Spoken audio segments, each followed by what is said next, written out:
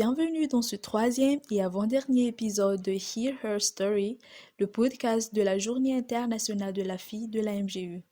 Nous sommes Minouas et Feizour et ce podcast a été initialement enregistré en français avec notre invité, puis traduit en anglais, arabe et espagnol par notre équipe de traduction. Ce podcast a été développé pour compléter le pack d'activités Write Her Story de la MGE pour la Journée internationale de la fille 2021. Le pack d'activités vous emmène à la recherche de la cause qui vous tient à cœur, à la planification d'un projet de plaidoyer, mais aussi à sa réalisation. N'oubliez pas de continuer à écouter la fin du podcast où nous vous proposons un défi sur les réseaux sociaux relatif au pack d'activités. Nous avons vraiment hâte de voir ce que vous allez nous envoyer. Comme petite astuce dans la réalisation d'un projet, nous avons trouvé utile le bon établissement de l'objectif au début, puis le partage des responsabilités et la collaboration avec les collègues. Et lors de la réalisation, nous avons trouvé que faire des suivis des activités et du progrès effectués sont vraiment utiles. Est-ce que vous partagez le même avis que nous? Et vous, avez-vous d'autres conseils et astuces sur ce sujet? Partagez-les sur les réseaux sociaux avec le hashtag HearHerStory.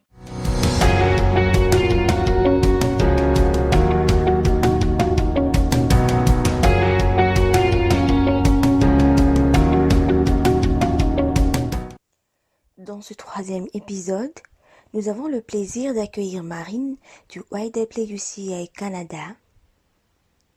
Bonjour Marine et merci d'avoir accepté notre invitation pour parler de votre parcours dans le plaidoyer. Pouvez-vous nous parler un peu de vous? Qui êtes-vous et quel est votre rôle au sein de l'association YWCA?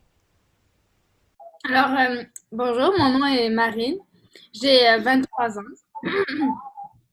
Je suis étudiante à l'université. J'habite à Montréal, Québec, Canada.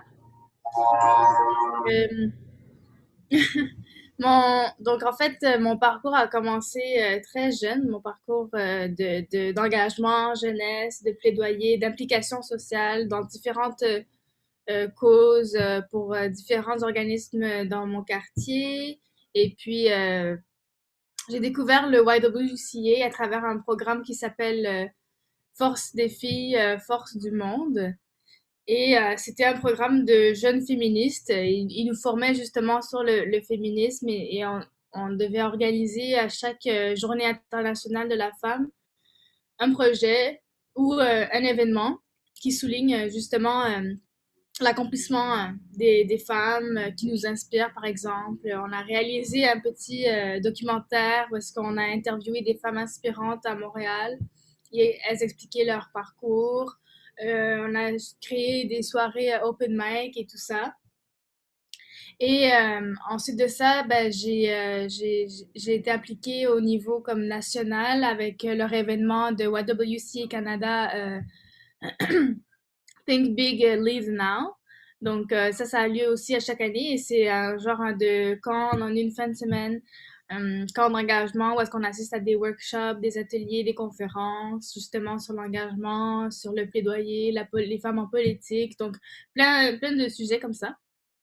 Et j'ai eu la chance de travailler pour le YWCA pendant la COVID pour travailler sur un plan de relance économique féministe, donc avec le YWCA Canada, mais en partenariat avec d'autres organismes jeunesse à travers le Canada qui travaillaient sur la question de l'emploi. Et en fait, des jeunes qui perdent leur emploi et tout ça, de la question de comment est-ce que on va relancer genre l'économie en incluant les jeunes, genre post-Covid. Merci beaucoup pour votre réponse. C'est vraiment informatif et c'est vraiment intéressant. Euh, Ma deuxième question, c'est pouvez-vous nous parler un tout petit peu du plan de relance économique féministe ou féministe économique Recovery Plan? Oui. Donc ça, c'était justement le gros projet sur lequel moi et mes collègues, on a travaillé pendant la COVID avec le YWCA. Canada. Le but de ce plan, c'était de fournir des recommandations pour... en fait, nous, on a travaillé plus sur l'aspect jeunesse du plan, parce qu'on était, c'est ça, on est des jeunes femmes. Mais le YWCA, c'est vraiment eux. Je pense que eux, ils ont réalisé et publié le premier Feminist Recovery Plan euh, au monde, si je me trompe pas. Genre, on est un des premiers pays à avoir créé ce genre de plan avec Hawaï, si je me trompe pas. Et c'est ça, dans ce plan, il y a différentes recommandations, articles pour le gouvernement pour qu'ils prennent en considération justement l'apport des femmes et les différents enjeux qu'elles peuvent vivre. Et nous, dans notre équipe de jeunes, on a été divisés en 4 équipes pour travailler sur 4 enjeux principaux, dont la violence basée sur le genre, le, le logement, avec la crise du logement, les gens qui sont comme sans-abri. Il y avait aussi le care economy, ça c'est les gens qui travaillent dans les services sociaux, services publics, les infirmières, les choses comme ça, ou les gens qui... souvent les femmes travaillent gratuitement à prendre soin des autres, donc des proches aidants, toutes ces personnels-là.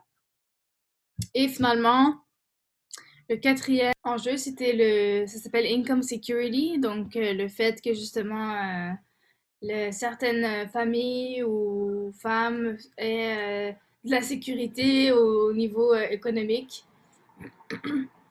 Donc, toute l'équipe couvrait ça. Nous, notre rôle, c'était de faire plus de l'aspect de recherche, donc faire une revue littéraire de qu'est-ce qu'il y a déjà et de faire un scan environnemental de qu'est-ce qui se fait dans les autres pays qui marchent bien ou qui marchent moins bien pour qu'on puisse nous s'inspirer de leurs pratiques ou méthodes ou recommandations. Oui, merci pour la précision. Je pense que c'est intéressant et c'est une très belle initiative pour nous en tant que jeunes et surtout venant d'un jeune comme vous, Marine. Merci de nous avoir partagé cela. Comment est-ce que vous avez commencé votre parcours de plaidoyer? Ben, à plusieurs instances, j'ai été confrontée à ça, à faire du plaidoyer dans le fond, à travers différents organismes, que ce soit le YWCA ou Carrefour International ou le YMCA. Je pense que ça a commencé quand j'étais au secondaire. Justement, le YMCA avait organisé un sommet de l'engagement jeunesse et c'était une fin de semaine où est-ce que plein de jeunes de environ 12 à 17 ans, donc plus des jeunes adolescents, se réunissaient au camp Kanawana, c'est un camp plein air en nature, pour assister à des conférences, débattre sur des enjeux sociaux, socio-économiques, politiques, peu importe, des enjeux d'actualité dans le fond, dont on parle peut-être pas nécessairement assez à l'école et qui nous permettent justement d'apprendre sur ce qui se passe dans le monde et puis connaître des pistes d'action ou de solutions, rencontrer plein de gens motivés, inspirants.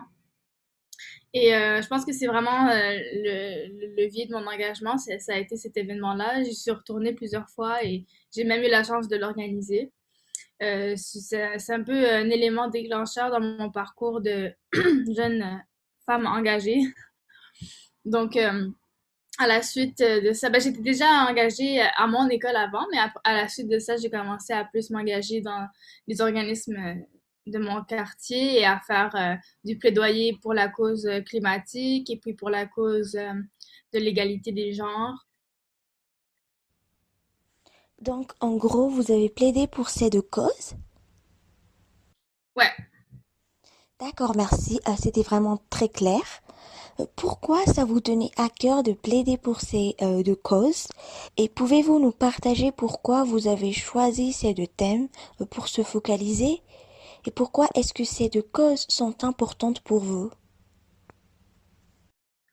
Je trouve que c'est deux causes qui sont liées aussi parce que la justice climatique, ben, le changement climatique, en fait, ça va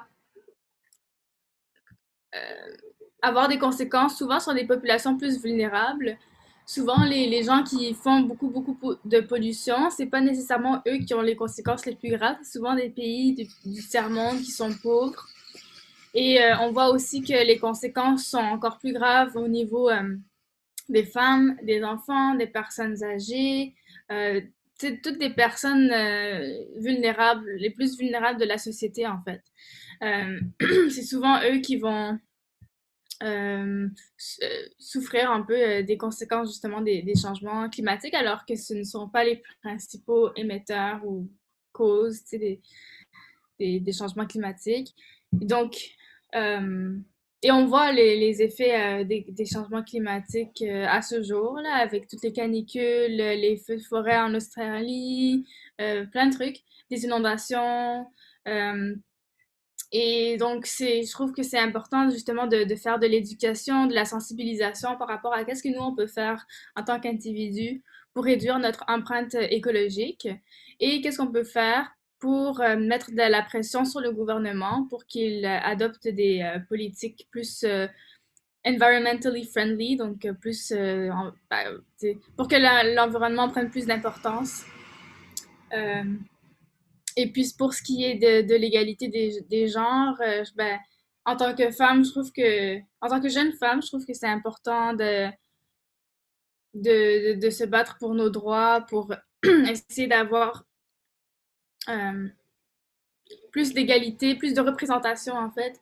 Je pense surtout au niveau politique, par exemple, au Canada, on a 25% des membres du Parlement qui sont des femmes et le trois quarts sont des hommes. Donc, ça progresse petit à petit, mais je trouve qu'il manque encore de représentation de femmes, et non seulement des femmes, mais aussi, par exemple, les autochtones et des femmes issues de la diversité aussi. Donc, on veut voir plus de diversité, plus de représentation diverses dans nos instances politiques, que ce soit au niveau municipal, provincial, fédéral. Alors, c'est un peu pour ça que je m'implique pour inspirer d'autres femmes justement à prendre plus de place. Et voilà, c'est ensemble que ça va changer. Très clair, merci. Tout à l'heure, vous avez dit que vous avez aussi commencé à organiser vos propres projets de plaidoyer, c'est ça? Ouais, par rapport au changement climatique, mais ça m'appartient pas à moi, là. C'est vraiment Mhm. un effort d'équipe, là, que je me suis comme greffée à des projets qui sont en cours déjà. Mhm. Et dans le Feminist Economic Recovery Plan, à part faire les recherches, est-ce que tu avais aussi d'autres d'autres rôles, d'autres rôles à part ça? Ou est-ce que tu t'es vraiment concentré sur la recherche, euh, la recherche concernant ce qui se passe partout dans le monde et tout ce qui est rassemblement d'informations? Pour le Feminist Recovery Plan, ben moi j'ai pu participer à une entrevue sur Zoom. C'était un événement ouvert au public justement pour parler de qu'est-ce qu'on peut faire pour que la relance soit plus inclusive des femmes et des jeunes femmes en fait. Pourquoi est-ce que les entreprises devraient embaucher des milléniaux, des femmes des milléniaux? Donc ça a été une opportunité justement de porter notre voix aux entreprises, corporations, que ce soit publiques ou privées, aux organisations communautaires aussi. Puis, il y a eu un événement aussi, un genre de sommet virtuel de la jeunesse, parce qu'il y a eu aussi des organisations, des entreprises, des jeunes de partout au Canada, où est-ce que chaque organisation, comme dans le YWCA, pouvait présenter le travail qu'ils et elles avaient fait. Et ça a été une opportunité juste aussi de présenter notre travail et nos recherches. Et en tant que tel, je crois que toutes les recherches qu'on a faites, ça a pu aussi influencer le, le Feminist Recovery Plan ou les travaux du YWCA Canada à émettre des recommandations. Et sinon, un autre truc que j'avais fait, mais c'était pas avec le YWCA, c'était euh, Attends, j'essaie de penser. C'est quoi que je devais faire? Ah oui, j'ai participé au sommet jeunesse du Canada. Ça, c'est un autre. Il y a beaucoup de sommets, alors c'est un peu mélangeant. Mais en fait, c'était un sommet organisé par le premier ministre du Canada. Et là, il y avait eu comme 300 et quelques jeunes de partout au Canada. Et je me souviens qu'il y avait eu comme une espèce de pétition de stand-up ou whatever, je sais plus comment on appelle ça, devant le premier ministre quand il est venu faire son speech. Moi et d'autres jeunes, on s'est levés et pour justement défendre la crise climatique et montrer que le manque d'action du gouvernement par rapport au changement climatique. Et je m'étais genre allongée devant le premier ministre en faisant semblant d'être morte pour montrer que genre son manque d'action, ça tue des... Donc ça, c'est genre un exemple un peu comme extrême, ben pas extrême là, mais comme direct, là, genre devant le premier ministre, là, pour montrer, pour plaider justement pour le changement climatique. Passons maintenant aux prochaines questions. En parlant de ces projets de plaidoyer, vous pouvez nous dire comment vous avez établi votre plan dans ce cas et qui est-ce qui vous a aidé pour ce travail de plaidoyer? Alors, en fait, c'est ça comment dire, le plan de relance économique jeunesse, c'est ça, c'est vraiment toutes les organisations qui avaient participé et chaque jeune avait une section comme différente et un apport différent à ce gros plan. Et dans le fond, euh, il nous avait dit de justement commencer avec l'étape de recherche qui est très importante justement pour voir qu'est-ce qui se fait déjà sur le terrain, comprendre les enjeux aussi dont on parle, qu'est-ce qui se dit sur, par exemple, la violence basée sur le genre. Moi, j'étais dans l'équipe de justement la violence basée sur le genre, donc on a pu documenter l'enjeu au Canada et dans d'autres pays, voir c'est quoi les politiques qui existent déjà par rapport à ça et comment elles pourraient être améliorer, qu'est-ce qui manque. Par exemple, on réalisait qu'il manquait vraiment d'informations et de recherches sur des personnes, mettons, trans ou des personnes issues de la diversité. Donc, il y avait quelques comme loopholes ou ouais, quelques points qui manquaient. Et, euh, et il manquait de recherche intersectionnelle, c'est-à-dire l'intersectionnalité, c'est quand que t'as comme dans ton identité, t'as plusieurs identités comme qui sont genre en minorité dans la société. Par exemple, une femme noire, ben, elle vit des défis parce qu'elle est noire et parce qu'elle est une femme dans la société. Donc, des choses comme ça. Et après avoir effectué la recherche et tout, ben, ça a été transmis justement au YWCA, puis au Canadian Council for le Conseil canadien pour la réussite des jeunes. Et c'est vraiment eux qui chapeautaient tout le plan de recouvrement, de relance économique de jeunesse, malgré que nous, on s'occupait de la partie genre féministe. Et puis, ensuite, eux, ils ont pu rédiger un plan avec des recommandations spécifiques pour, euh, pour, pour, pour plaider justement aux entreprises, au gouvernement, pourquoi c'est important d'inclure les jeunes et surtout les jeunes femmes dans les décisions, dans les politiques, dans la relance économique.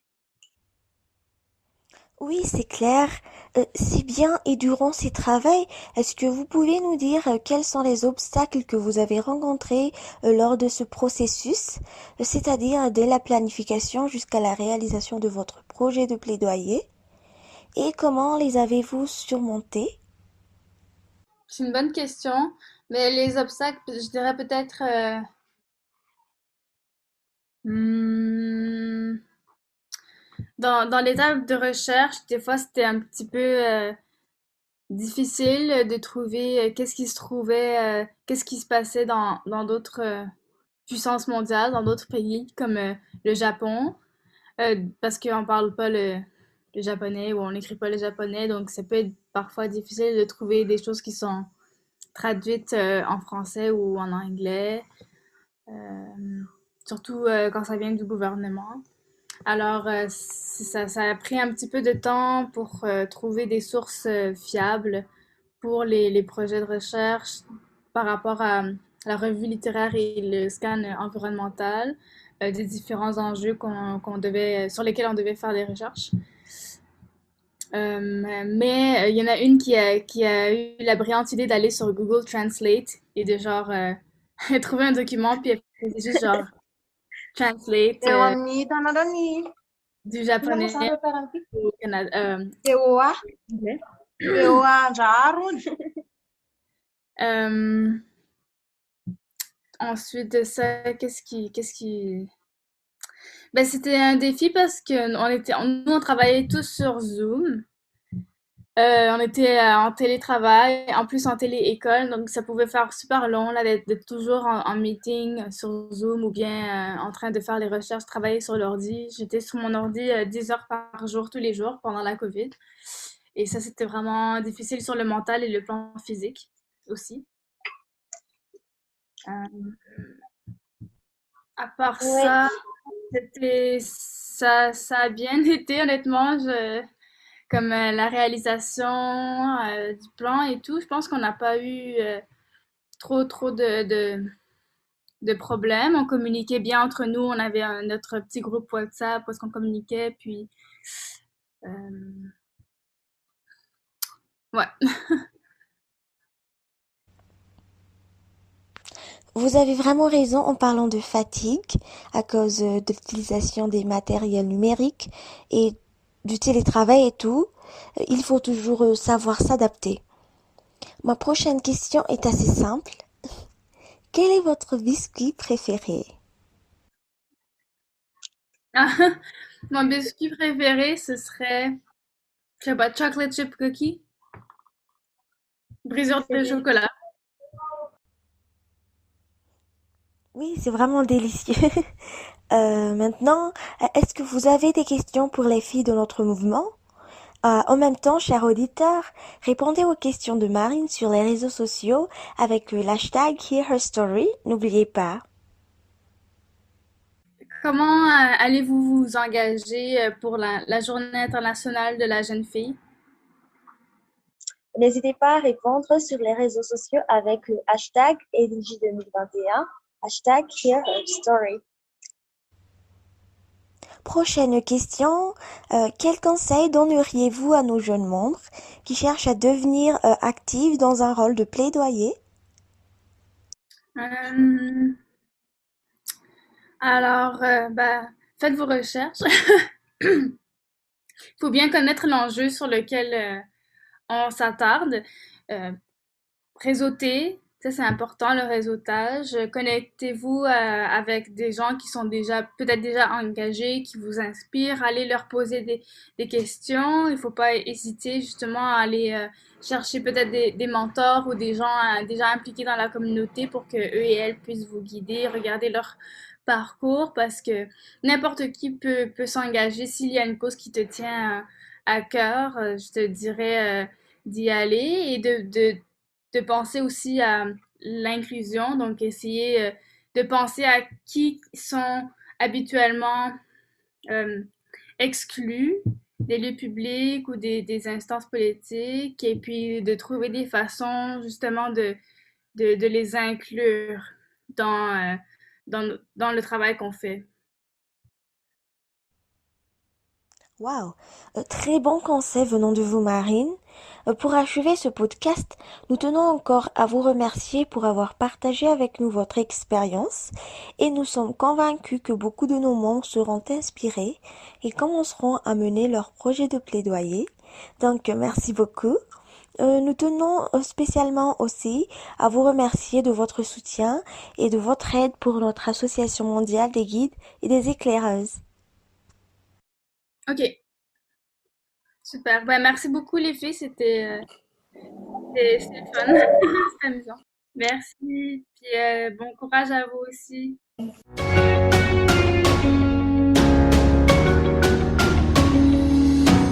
Au fur et à mesure que vous travaillez sur la troisième section d'activité, Vous allez planifier votre projet de plaidoyer en utilisant un certain nombre d'outils pour déterminer comment vous allez apporter un changement. Nous aimerions que vous réalisiez au minimum un mini-projet, quelque chose qui devrait vous prendre quelques semaines. Mais si vous vous sentez inspiré, il existe des outils supplémentaires conçus pour vous aider à faire avancer votre projet. Tout au long d'un projet de plaidoyer, vous pouvez rencontrer un certain nombre de défis. Ça peut être des personnes qui ne vous répondent pas ou même des personnes qui contredisent ce que vous essayez d'accomplir. Pouvez-vous partager avec nous sur les réseaux sociaux vos meilleurs conseils pour surmonter les blocages ou les expériences que vous avez vécues et comment vous les avez surmontées? N'oubliez pas de taguer la MGE et mettre le hashtag HearHerStory. Nous sommes impatients de vous revoir dans le prochain épisode où nous allons entendre Sophie, une activiste de plaidoyer qui faisait partie de la campagne de Girl Guide in UK pour mettre fin à la pauvreté menstruelle.